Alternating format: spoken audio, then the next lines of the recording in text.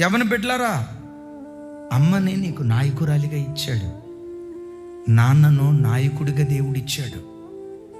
నాన్న నాయకత్వాన్ని, అమ్మ నాయకత్వాన్ని ఎప్పుడు తిరుగుబాటు చేయొద్దు, ఎప్పుడు తిరుగుబాటు చేయొద్దు.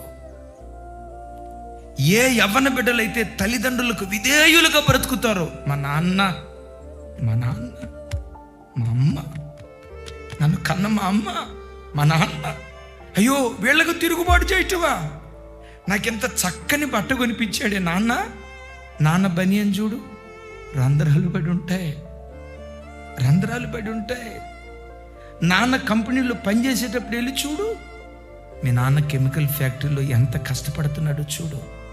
ఆ కెమికల్ గాలి పీల్చుకొని ఊపిరితిత్తులు పాడైపోయినా, నా కూతుర్ని కార్పొరేట్ స్కూల్లో, నా కూతుర్ని కార్పొరేట్ కాలేజీలో, నా కొడుకుని కార్పొరేట్ స్కూల్లో వాళ్ళు కారపు మెతుకులు తిని ఒక 100 రూపాయలతో వస్తా ఉంటే ఒక బిర్యానీ కనపడితే తినాలని నాన్నకు అనిపిస్తుంది. బిర్యానీ తిందాం, కానీ ఆ తండ్రి తన కోరిక ఎట్లా చంపుకుంటాడో తెలుసా? ఉన్న ఈ 100 రూపాయలతో నేను బిర్యానీ తింటే నా ఒక్కడి కడిపే కదా నిండేది.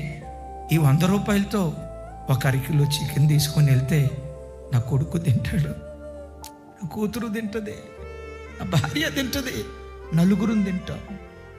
తన ఆశ చంపుకొని, నేను కన్న తండ్రి నీ కొరకు ఎంత కష్టపడుతున్నాడు, నిన్ను కన్న తల్లి నీ కొరకు ఎంత కష్టపడుతున్నారు. వాళ్ళ కష్టాన్ని ఎప్పుడు మర్చిపోవద్దయ్యా, వాళ్ళ కష్టాన్ని ఎప్పుడు మర్చిపోవద్దు.